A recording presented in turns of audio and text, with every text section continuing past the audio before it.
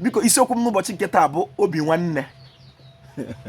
Biko ihe ọbụla ị na-eme n'ụwa, ihe ọbụla ị hụrụ na-eme, ya wụrụ na o metụtara gị na nwanne gị, na-eti itu ya obi nwanne, maka na o so n'omenala. Aha m Nwachukwu Ojiagbọ, a na-akpọ m Ojiọfọ. Abụ m onye olu okoro nke dị na Ọmahịa n'obodo nke Chineke. Isiokwu m n'ụbọchị nke taa bụ obi nwanne.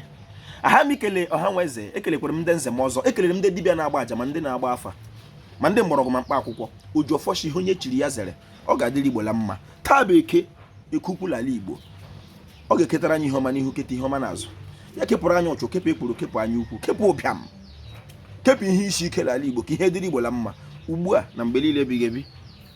Ise, biko ọ bụrụ na ị na-ege m, ị ga-eji ntị onye Igbo na obi onye Igbo, maka Igbo ka m na-asụ. Ihe m jiri asụkwa n'Igbo wụla izu ka mma na nne eji, a ga-echirịrị ụlọ mara mma pụọla ama, n'okwu bekee charity begins at home. Gị na nwanne gị na-eme ihe narị ya dịka akpa lụọ nwanne gị, ihe ọbụla gị ya eme.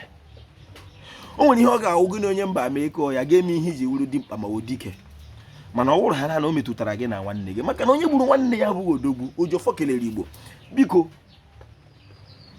ka anyị nwee obi nwanne. Igbo mma mmanụ.